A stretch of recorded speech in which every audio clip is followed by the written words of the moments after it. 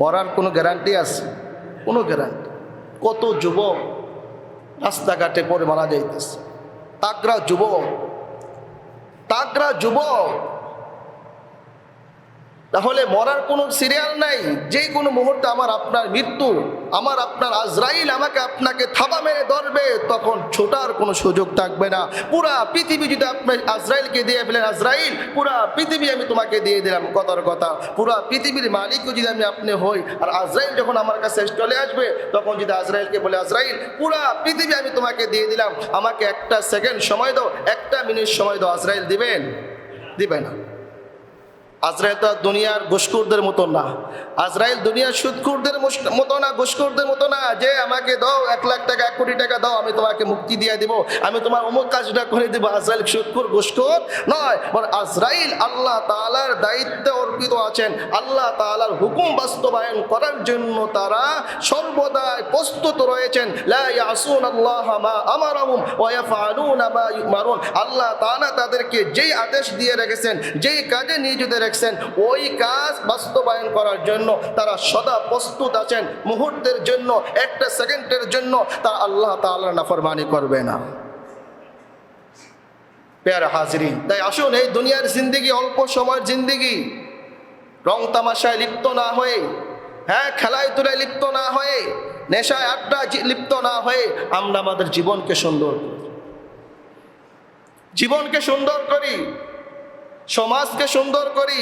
সমাজের একটা ছেলে মদ পান করবে, একটা ছেলে খারাপ কাজে নিয়োজিত থাকবে, লিপ্ত থাকবে, আর আমি সমাজবাসী হয়ে, আমি সমাজের কর্তা হয়ে, আমি অভিভাবক হয়ে আমার সন্তানকে ধ্বংসের দিকে ঠেলে দিতে পারি না।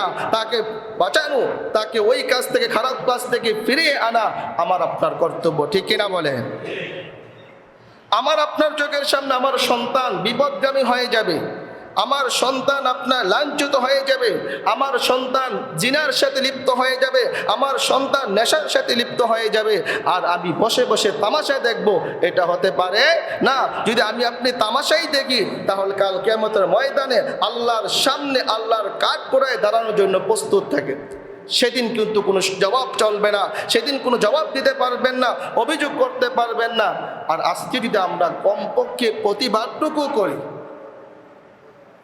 যদি আমরা আমাদের সামর্থ্য অনুযায়ী প্রতিবাদটুকু করি, অথবা প্রতিবাদের শরিক হয়ে, মিছিলের শরিক হয়ে একাত্মতা পোষণ করি, এতটুকু বলতে পারবো, আল্লাহ সমাজ থেকে কুসংস্কারকে দূর করার জন্য, সমাজ থেকে মাদককে দূর করার জন্য, সমাজ থেকে কুসংস্কারকে দূর করার জন্য একটি মিছিল হয়েছিল, একটি মাদক বিরোধী আন্দোলন হয়েছিল।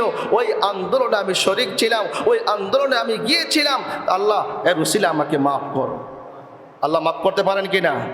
আল্লাহ তো বিভিন্ন বাহানা খুঁজবেন, আল্লাহ তাআলা বিভিন্ন বাহানা খুঁজবেন বান্দাকে কিভাবে মাফ করা যায়, বান্দাকে কিভাবে ক্ষমা করা যায়, বান্দাকে কিভাবে ছাড় দেওয়া যায়, ছাড় দেওয়ার বাহানা খুঁজবেন। আজকে দুনিয়াতে অনেকে আছেন মানুষকে পাকড়াও করার জন্য, মানুষকে বিপদে ফেলার জন্য বিভিন্ন বাহানা খুঁজে, বিভিন্ন কলা কৌশল খুঁজে, যে কিভাবে তাকে বিপদে ফেলা যায়, কিভাবে ফ্যামিলিটাকে বিপদে ফেলা যায়, কিভাবে ফ্যামিলিকে ডাউন করা যায়, তালাশ করে না? দেখবেন অনেকেই আছে, আপনি সুন্দর চলতেছেন, আপনি ভালো চলতেছেন, আপনি ভালো খাইতেছেন, সংসার বাচ্চা কাচ্চা নিয়ে, পরিবার নিয়ে শান্তিতে চলতেছেন, আপনার পাশের মানুষের সহ্য হবে না, আপনার পাশের মানুষের সহ্য হবে না। কিভাবে আপনাকে ডাউন করা যায়, কিভাবে আপনাকে আরো বিপদে ফেলা যায়, কিভাবে আপনার সংসারটাকে তছনছ করে দেওয়া যায়, সেই চিন্তা করবে একদল লোক আছে। কিন্তু আমার আল্লাহ কিন্তু এমন নয়।